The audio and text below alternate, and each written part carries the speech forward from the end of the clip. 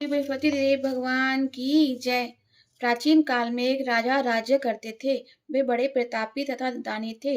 वे प्रतिदिन मंदिर में दर्शन करते तथा गुरुवार गुरु ब्राह्मण की सेवा किया करते थे। उनके दरवाजे पर से कोई निराश नहीं जाता था। वह हर गुरुवार का व्रत तथा पूजन करते और दीन गरीब की सहायता करते थे। किंतु यह बात उनकी रानी को अच्छी नहीं लगती थी। वह न व्रत करती, न किसी को एक पाई तक दान देती थी। हाँ, राजा ने ऐसा करने को मना अवश्य करती थी। एक दिन की बात है, राजा शिकार खेलने जंगल में गए थे। घर पर रानी और उसकी दासी थी। उस समय देव गुरु बृहस्पति जी साधु का रूप धारण कर उस राजा के दरवाजे पर भिक्षा मांगने गए। तो रानी कहने लगी, हे साधु महाराज, मैं इस दान और पुण्य से बहुत तंग आ गई हूँ। मुझसे तो घर का ही कार्य समाप्त नहीं होता। इस काम के लिए तो मेरे पतिदेव ही बहुत हैं। अब आप इस प्रकार की कृपा करें कि यह सब धन आदि नष्ट हो जावे तथा मैं सुख से सो सकूं। साधु बोले, हे देवी, तुम बड़ी विचित्र हो। संतान धन से तो कोई भी दुखी नहीं होता, इसको सभी चाहते हैं। पापी भी पुत्र और धन की इच्छा करता है। अगर आपके पास धन है तो भूखे मनुष्यों को भोजन और पानी का प्याऊ लगवाओ, ब्राह्मणों को दान दो, धर्मशाला, कुआं, तालाब, बाग बगीचा आदि का निर्माण कराओ, निर्धन मनुष्यों की कुंवारी कन्याओं का विवाह करवाओ और अनेकों यज्ञादि धर्म कार्य हैं। इस प्रकार के कर्मों के करने से तुम्हारा कुल और तुम्हारा नाम लोक प्रसिद्ध होकर अंत में स्वर्ग की प्राप्ति होगी। किंतु वह रानी इन बातों से खुश ना हुई। वह बोली, महाराज, मुझे ऐसे धन की आवश्यकता नहीं जिसका मैं और अन्य मनुष्य को दान दूं और तथा जिसको रखने उठाने में मेरा सब समय बर्बाद हो। साधु ने कहा, हे देवी, यदि तुम्हारी ऐसी ही इच्छा है तो मैं तुम्हें कहता हूँ वैसा ही करो। बृहस्पतिवार के दिन घर को पोतकर अपने सिर के बालों को धोते हुए स्नान करना। राजा से कहना, वह हजामत बनवाए, भोजन में मांस मदिरा आदि खावे, कपड़े धोबी को धुलाने को दे। इस प्रकार 7 गुरुवार तक ही तुम्हारा धन सब नष्ट हो जाएगा। ऐसा कहकर साधु चले गए। रानी ने साधु के बताए हुए वचन के अनुसार वैसा ही किया और 3 बृहस्पतिवार बीतते ही उनका संपूर्ण धन नष्ट हो गया। भोजन के लिए वे दोनों समय भूखे तरसने लगे और संसार के सभी रोगों से घिर गए। तब राजा ने रानी से कहा, तुम यहीं पर रहो, मैं दूसरे देश को जाता हूँ, क्योंकि यहाँ पर मुझे सभी जानते हैं, इसलिए कोई कार्य भी नहीं कर सकता। ऐसा कह राजा परदेश चला गया। वहां जंगल में लकड़ी काटकर शहर में बेचकर जीवन व्यतीत करने लगा। इधर राजा के घर रानी और दासी भारी दुखी हो गई और वे किसी दिन बिना भोजन के ही जल पीकर रह जाती थी। एक बार जब रानी और दासी को 7 रोज बिना भोजन के व्यतीत हो गए, तब रानी ने अपनी दासी से कहा, हे दासी, यहाँ पास के नगर में मेरी बहन रहती है, वह बड़ी धनवान है। तू उसके पास जा और वहां से 5 सेर बेजल मांग कर ले आ, जिससे कुछ समय के लिए गुजारा हो जावे। रानी की आज्ञा मानकर दासी उसकी बहन के पास गई। रानी की बहन उस समय पूजा कर रही थी। वह रोज बृहस्पतिवार का दिन था। जब दासी ने रानी की बहन को देखा तो उससे बोली, हे रानी, मुझे तुम्हारी बहन ने भेजा है, अतः मेरे लिए 5 सर बेजर दे दो। दासी के अनेक बार कहने पर भी रानी ने कुछ उत्तर ना दिया, क्योंकि वह उस समय बृहस्पतिवार के व्रत की कथा सुन रही थी। जब दासी को उत्तर नहीं मिला, वह तो दुखी होकर अपनी क्रोध भी आया और लौटकर अपने गांव में रानी के पास जाकर बोली, हे रानी, तुम्हारी बहन छोटे मनुष्य से बात तक नहीं करती। जब मैंने उससे बार बार कहा तो भी उसने किसी प्रकार का उत्तर नहीं दिया। मैं लौटकर चली आई। रानी बोली, हे दासी, इसमें उसका कोई दोष नहीं है। जब बुरे दिन आते हैं तो कोई सहारा नहीं देता। अच्छे और बुरे का पता आपत्ति काल में ही लगता है। जैसी ईश्वर की इच्छा होगी वही होगा। यह सब हमारे भाग्य का दोष है। उधर उस रानी ने देखा कि मेरी बहन की दासी आई थी, पर मैं उससे नहीं बोली। इससे वह बहुत दुखी हुई होगी। यह सोचकर कथा को सुन भगवान का पूजन समाप्त करके वह अपनी बहन के घर चली गई। वहां अपनी बहन से कहने लगी, हे बहन, मैं बृहस्पतिवार का व्रत कर रही थी, तुम्हारी दासी गई, परंतु जब तक कथा होती है तब तक बहन ना तो उठते हैं ना बोलते हैं, इसलिए मैं ना बोली। कहो दासी क्यों आई थी? रानी बोली, बहन हमारे यहाँ खाने को कुछ नहीं था, इसलिए मैंने दासी को तुम्हारे पास 5 सेर वेजल लेने भेजी थी। लेकिन रानी बोली, देखो बृहस्पतिवार भगवान सबकी मनोकामना पूर्ण करते हैं। देखो शायद तुम्हारे घर में नाज रखा हो। इस प्रकार बहन के वचन जब रानी ने सुने तो वह घर के अंदर गई और वहां उसे एक घड़ा बेजर का भरा हुआ मिला। अब तो रानी और दासी बहुत ही प्रसन्न हुई। जब दासी कहने लगी, हे रानी, देखो वैसे हमको जब भोजन नहीं मिलता तो हम रोज ही व्रत करते हैं। अगर इनसे व्रत की विधि और कथा पूछ ली जावे तो उसे हम भी करें। तब उस रानी ने अपनी बहन से पूछा, हे बहन, बृहस्पतिवार के व्रत की कहानी क्या है और यह व्रत कैसे करना चाहिए? तब उसने कहा, हे बहन, गुरु के व्रत में चने की दाल, गुड़, मुनक्का से विष्णु भगवान का केले की जड़ में पूजन करें तथा दीपक जलावें, पीला भोजन करें, कथा सुने। ऐसा करने से गुरु भगवान प्रसन्न हो अन्न धन पुत्र परिवार देते हैं और सभी मनोकामना पूर्ण करते हैं। जब रानी और दासी दोनों ने निश्चय किया कि हम भी बृहस्पति भगवान के पूजन अवश्य करेंगे, 7 रोज बाद जब बृहस्पतिवार आया तो उन्होंने व्रत रखा। दासी गुड़साल में जाकर चना व गुड़ भी लाई और उसकी दाल से केले की जड़ के सहित विष्णु भगवान का पूजन किया। किंतु पीला भोजन कहाँ से आवे, विचार कर बड़ी दुखी हुई। किंतु उनके व्रत से गुरु भगवान प्रसन्न हो 2 थालों में सुंदर पीला भोजन लेकर आए और दासी को देकर बोले, हे दासी, यह तुम्हारे और रानी के लिए भोजन है, तुम दोनों इसी भोजन को करना। दासी भोजन को पाकर बड़ी प्रसन्न होकर रानी से बोली, रानी जी भोजन कर लो। रानी को इस विषय में कुछ पता नहीं था, इसलिए वह बोली, अरे दासी, तू ही भोजन कर, क्योंकि तू हमारी व्यर्थ में हंसी उड़ाती है। दासी बोली, एक महात्मा भोजन दे गए हैं। रानी कहने लगी, वह भोजन तेरे ही लिए दे गए हैं, तू ही भोजन कर ले। दासी ने कहा, वह महात्मा हम दोनों को 2 थाली में भोजन दे गए हैं, इसलिए हम और तुम दोनों ही साथ साथ भोजन करेंगी। इस प्रकार रानी और दासी दोनों ने गुरु भगवान को नमस्कार करके भोजन किया। अब तो वह हर बृहस्पतिवार को गुरु भगवान का व्रत और विष्णु भगवान का पूजन करने लगी। बृहस्पति भगवान की कृपा से फिर रानी और दासी के पास काफी धन हो गया। रानी फिर उसी प्रकार आलस्य करने लगी। तब दासी बोली, हे देखो रानी, तुम पहले इस प्रकार आलस्य क्या करती थी? तुम्हें धन के रखने में कष्ट हुआ करता था। अब इस प्रकार सभी धन नष्ट हो गया था। अब गुरु भगवान की कृपा से पुनः धन प्राप्त हुआ है तो फिर तुम्हें आलस्य होता है। बड़ी मुसीबतों के बाद हमने यह धन पाया है, इसलिए हमें दान पुण्य करना, भूखे मनुष्य को भोजन कराना, प्याऊ लगवाना, ब्राह्मणों को दान देना, कुआं तालाब बावड़ी आदि का निर्माण करवाना, मंदिर पाठशाला बनाकर दान देना चाहिए। कुंवारी कन्याओं का विवाह करवाकर धन को अच्छे और धर्म के कार्यों में खर्च करो, जिससे तुम्हारा और तुम्हारे कुल का यश फैलकर तुम्हें स्वर्ग प्राप्त होगा तथा तुम्हारे पितर प्रसन्न होंगे। रानी ने इस प्रकार के सभी कार्य करने प्रारंभ कर दिए, जिससे उसका काफी यश फैलने लगा। इधर राजा प्रदेश में जाकर दुखी रहने लगा। प्रतिदिन जंगल में लकड़ी बीन कर लाता और उन्हें शहर में बेचकर अपने दुखी जीवन को बड़ी कठिनाई से व्यतीत करता था। एक दिन राजा दुखी होकर अपनी पुरानी बातों को याद करके रोने लगा। तब उस जंगल में से बृहस्पति देव एक साधु का रूप धारण कर आ गए और राजा के पास आकर बोले, हे लकड़हारे, तुम इस सुनसान जंगल में किस चिंता में बैठे हो, मुझको बतलाओ। यह सुनकर राजा के नेत्रों से पानी भर आया और साधु की वंदना कर बोला, हे प्रभु, आप सब कुछ जानने वाले हो। इतना कह साधु को अपनी संपूर्ण कथा बतला दी। महात्मा स्वभाव से ही दयालु होते हैं।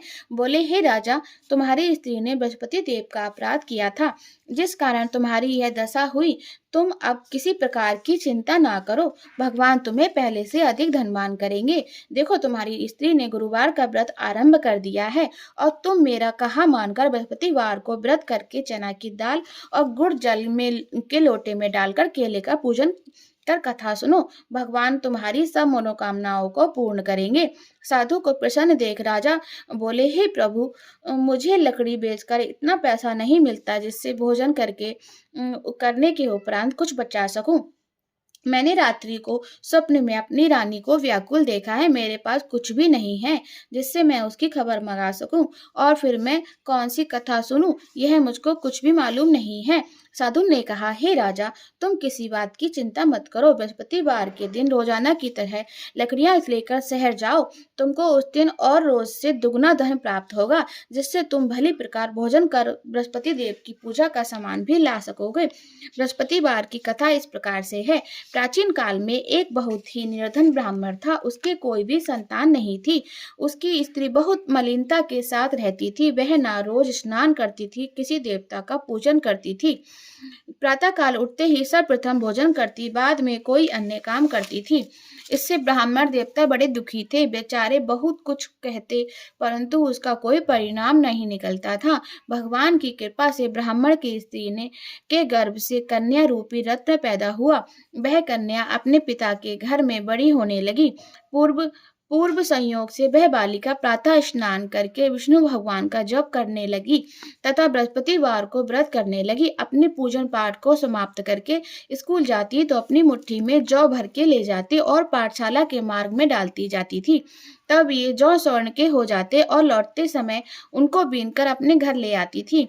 एक दिन वह बालिका सूप में उन सोने के जौ को फटक कर साफ कर रही थी कि उस समय उसके पिता ने देख लिया और कहा, बेटी, सोने के जौं को फटकने के लिए सोने का ही सूप होना चाहिए। दूसरे दिन गुरुवार था। इस कन्या ने व्रत रखा और बृहस्पति देव से प्रार्थना करके कहने लगी, हे प्रभु, मैंने आपकी पूजा सच्चे मन से की हो तो मेरे लिए सोने का सूप दे दो। बृहस्पति देव ने उसकी प्रार्थना स्वीकार कर ली। रोजाना की तरह वह कन्या जौ फैलाती हुई जाने लगी। जब लौटकर जौ बीन रही थी तो बृहस्पति देव की कथा से वही सोने का सूप भी मिल गया। उसे वह घर ले आई और उससे जौ साफ करने लगी, परंतु उसकी माँ का वही ढंग रहा। एक दिन की बात है कि वह कन्या सोने के सूप में सोने के जौ साफ कर रही थी। उसी समय उस राज्य का राजपुत्र वहां होकर निकला। वह इस कन्या के रूप और कार्य को देखकर मोहित हो गया और अपने महल में जाकर भोजन तथा जल त्याग कर उदास हो लेट गया। राजा इस समाचार को पाकर अपने प्रधानमंत्रियों के साथ उसके साथ पास गए और बोले, बेटा, तुम्हें किस बात का कष्ट है? किसी ने तुम्हारा अपमान किया है अथवा और कोई कारण है सो कहो, मैं वही कार्य करूंगा जिससे तुम्हें प्रसन्नता हो। अपने पिता की बात सुन वह बोला, मुझे आपकी कृपा से किसी बात का दुख नहीं है और न किसी ने मेरा अपमान किया है, परंतु मैं उस लड़की के साथ विवाह करना चाहता हूँ जो सोने के सूप में सोने के जौ साफ कर रही थी। राजा ये बात सुनकर आश्चर्य में पड़ गया और बोला, हे बेटा, इस प्रकार की कन्या का पता तुम ही लगाओ, मैं उसके साथ तेरा विवाह अवश्य ही करवा दूंगा। राजकुमार ने राजा को उस लड़की के घर का पता बतला दिया। तब मंत्री उस लड़की के घर गए और ब्राह्मण को राजा का कहा सभी हाल बतला दिया। ब्राह्मण देवता राजकुमार के साथ अपनी कन्या का विवाह करने के लिए तैयार हो गए और विधि विधान के अनुसार ब्राह्मण की कन्या का विवाह राजकुमार के साथ हो गया। कन्या के घर से जाते ही पहले की भांति उस ब्राह्मण देवता के घर में गरीबी का निवास हो गया। अब भोजन के लिए भी अन्न बड़ी मुश्किल से प्राप्त होने लगा। एक दिन बहुत दुखी होकर ब्राह्मण देवता अपनी पुत्री के पास गए। बेटी ने पिता को दुखी अवस्था में देखा और उनसे अपनी माँ का कुशल हाल पूछा। तब ब्राह्मण ने अपना सभी हाल कह दिया। कन्या ने बहुत सा धन देकर अपने पिता को विदा किया। इस प्रकार उस ब्राह्मण का कुछ समय सुखपूर्वक व्यतीत हुआ, किंतु कुछ दिन बाद फिर वही हाल हो गया। ब्राह्मण अपनी कन्या के यहाँ गया और सभी हाल कहा तो लड़की बोली, हे पिता, आप माता जी को यहाँ लिवा लाइए, मैं उनसे सभी बात ठीक ठाक कह दूंगी। पुत्री की सलाह मानकर वह ब्राह्मण देवता अपनी स्त्री को लेकर वहां पहुंचे तो पुत्री अपनी माँ को समझाने लगी, हे माँ, तुम प्रातःकाल उठा करो, प्रथम स्नान आदि करके विष्णु भगवान का पूजन किया करो तो सब दरिद्रता नष्ट हो जाएगी। परंतु उसकी माँ ने एक भी बात ना मानी और प्रातःकाल उठकर अपनी पुत्री के बच्चों की जूठन को उठाकर खा लेती और जब पुत्री पूजन के लिए आदि के लिए कहती तो वह कहती, मैंने तो खाना खा लिया है। एक दिन यह सुनकर उसकी पुत्री को बहुत गुस्सा आ गया और एक रात उसे कोठरी में से सभी सामान निकालकर उस ब्राह्मणी को उसमें बंद कर दिया। प्रातः काल होते ही उसे उसमें से निकाला और स्नान आदि करा के पाठ करवाया, तो उस ब्राह्मणी की बुद्धि ठीक हो गई। फिर तो पूजन और हर बृहस्पतिवार को वह व्रत रखने लगी। अब तो व्रत के प्रभाव से वह ब्राह्मणी बहुत धनवान और पुत्रवान हो गई और अंत में वह स्वर्ग के लिए गई तथा ब्राह्मण भी सुख भोग कर स्वर्ग को चला गया। इस प्रकार कथा कहकर वह साधु देवता वहां से लोप हो गए। धीरे धीरे समय व्यतीत होने पर बृहस्पतिवार का दिन आया। राजा जंगल से लकड़ी काटकर बेचने गया। उसे उस दिन और दिन से अधिक पैसा मिला। राजा ने चना गुड़ आदि लाकर गुरुवार का व्रत किया। उस दिन से उसकी सभी कठिनाइयां दूर होने लगी। परंतु जब दोबारा गुरुवार का दिन आया तो राजा बृहस्पतिवार का व्रत करना भूल गया। इस कारण बृहस्पति भगवान नाराज हो गए। संयोग से उस समय नगर के राजा ने विशाल यज्ञ का आयोजन किया तथा शहर में यह घोषणा करा दी कि कोई भी मनुष्य अपने घर भोजन ना बनवावे, ना अग्नि जलावे, सभी जनता मेरे यहाँ भोजन करने आवे। जो इस आज्ञा का ना मानेगा उसके लिए फांसी की सजा दी जाएगी। इस प्रकार की घोषणा संपूर्ण नगर में करवा दी गई। राजा की आज्ञा अनुसार शहर के सभी लोग भोजन करने गए, लेकिन लकड़हारा कुछ देर से पहुंचा, इसलिए राजा उसको स्वयं अपने साथ महल में लेवाकर ले गए और ले जाकर उसे भोजन करा रहे थे तो रानी की दृष्टि उस खूंटी पर पड़ी जिस पर उसका हार लटका हुआ था। वह वहां पर दिखाई नहीं दिया। रानी ने निश्चय किया कि मेरा हार इस मनुष्य ने ही चुरा लिया है। उसी समय पुलिस को बुलवाकर उसको जेल खाने में डलवा दिया। जब राजा लकड़हारा जेल खाने में पड़ गया और बड़ा दुखी होकर विचार करने लगा कि जाने किस पूर्व जन्म के कर्म से मेरे लिए यह दुख प्राप्त हुआ है, और उसी साधु को याद करके करने लगा जो जंगल में मिला था। उसी समय तत्काल बृहस्पति देव जी साधु के रूप में प्रकट हो गए और उसकी दशा देखकर कहने लगे, अरे मूर्ख, तूने बृहस्पति देवता की कथा नहीं करी, इसी कारण तेरे लिए दुख प्राप्त हुआ है। अब चिंता मत कर, बृहस्पतिवार के दिन जेल खाने के दरवाजे पर 4 पैसा पड़े मिलेंगे, उनसे तो बृहस्पति देव की पूजन करना, तेरे सभी कष्ट दूर हो जाएंगे। बृहस्पतिवार के दिन उसे 4 पैसे पड़े मिले। राजा ने कथा की तो उसी रात्रि के बृहस्पति देव ने उस नगर के राजा को सपने में कहा, हे राजा, तुमने जिस आदमी को जेल खाने में बंद कर दिया है वह निर्दोष है, उसे छोड़ दो। रानी का हार उसी खूंटी पर लटका हुआ, अगर तूने ऐसा नहीं किया तो मैं तेरे राज्य को नष्ट कर दूंगा। इस प्रकार के रात्रि के स्वप्न को देखकर राजा प्रातःकाल उठा और खूंटी पर हार को देखकर लकड़हारे को बुलाकर क्षमा मांगी तथा राजा के योग्य सुंदर वस्त्र आभूषण देकर विदा किया तथा गुरुदेव की आज्ञा के अनुसार राजा प्रदेश में बृहस्पतिवार का व्रत करते हुए आनंद पूर्वक रहने लगा।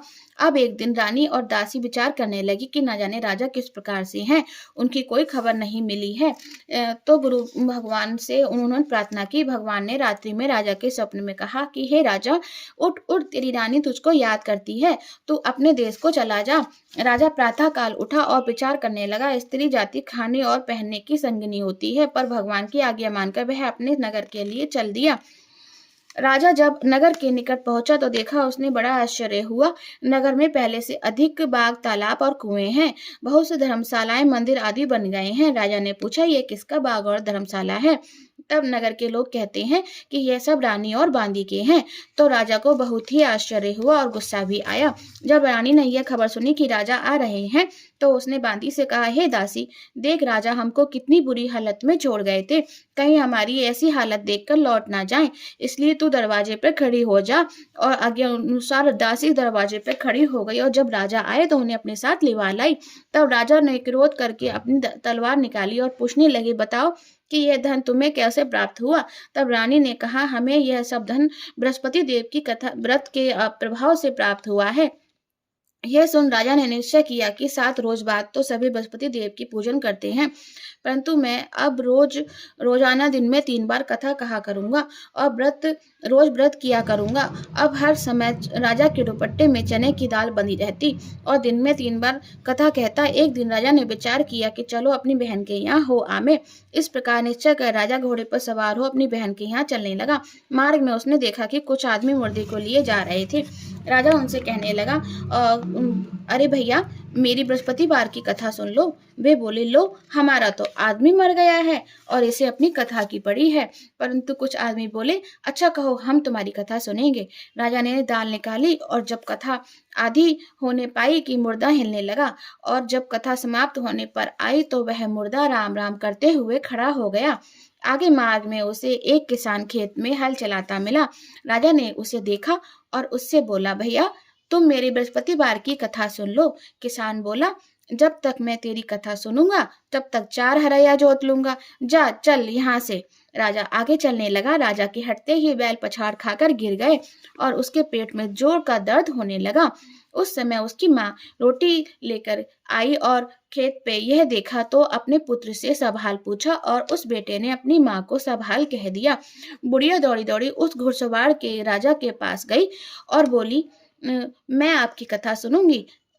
आप अपनी कथा मेरे खेत पर चलकर कहो। राजा ने बुढ़िया के खेत पर कहानी कही, जिससे वे बैल खड़े हो गए उठकर और किसान के पेट का दर्द भी बंद हो गया। राजा अपनी बहन के घर कुशल पूर्वक पहुंच गया। बहन ने भाई की खूब मेहमानी की। दूसरे दिन प्रातःकाल राजा ने अपनी बहन से कहा कि ऐसा कोई मनुष्य है जिसने भोजन ना किया हो, वह मेरी बृहस्पतिवार की कथा सुन ले। बहन बोली, हे भैया, यह देश ऐसा ही है, सब प्रथम यहाँ सभी लोग भोजन करते हैं। अगर कोई पड़ोस में हो तो मैं देख के आती हूँ। ऐसा कहकर वह देखने गई, लेकिन कोई व्यक्ति बिना भोजन के नहीं मिला। केवल एक कुम्हार मिला जिसका लड़का बीमार था। उसके यहाँ 3 रोज से किसी ने भोजन नहीं किया था। रानी ने अपने भाई की कथा सुनने के लिए कुम्हार से कहा। वह तैयार हो गया। राजा ने वहां जाकर बृहस्पतिवार की कथा कही, जिससे सुनकर कुम्हार का लड़का ठीक हो गया। अब तो राजा की प्रशंसा होने लगी। एक दिन राजा ने अपनी बहन से कहा, हे बहन, हम घर के लिए जावेंगे, तुम भी तैयार हो जाओ।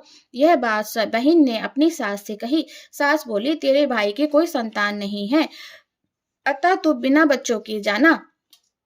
बहन ने भैया से कहा, यह सब बातें कही, भैया मैं तो चलूंगी, पर कोई बालक नहीं जाएगा। राजा बोला, जब कोई बालक नहीं चलेगा तो तुम क्या करोगी चलकर। बड़े दुखी मन से राजा अपने नगर को लौट आया और रानी से कहा, हम संतानहीन हैं, हमारा मुंह देखने का धर्म नहीं है और कुछ भोजन आदि नहीं किया। रानी बोली, हे प्रभु, बृहस्पति देव ने हमें सब कुछ दिया है, वे संतान भी अवश्य देंगे। उसी रात्रि को बृहस्पति देव ने राजा के सपने में कहा, हे राजा, उठ, सभी सोच त्याग दे, तेरी रानी गर्भ से है। राजा को बड़ी खुशी हुई। 9वें महीने में उसकी सुंदर पुत्र हुआ। यह समाचार सुनकर बहन बहुत खुश हुई तथा बधाई लेकर अपने भाई के यहाँ आई। तब रानी ने कहा, बुलाने पर तो नहीं आई, बिना बुलाए आ गई। नंद बोली, भाभी, मैं इस प्रकार ना कहती तो तुम्हें संतान कैसे प्राप्त होती। बृहस्पति देव ऐसे ही हैं, जैसी जिनके मन में कामनाएं होती हैं वे सभी को पूर्ण करते हैं। जो भावना से प्रेम पूर्वक बृहस्पतिवार का व्रत करके उनकी कथा सुनता अथवा सुनाता है, बृहस्पति देव उसकी सभी मनोकामनाएं पूर्ण करते हैं। बोलो बृहस्पति भगवान की जय। अब हम लोग बृहस्पति भगवान की आरती करेंगे। ओम जय बृहस्पति देवा, प्रभु जय बृहस्पति देवा, भक्त जनन के संकट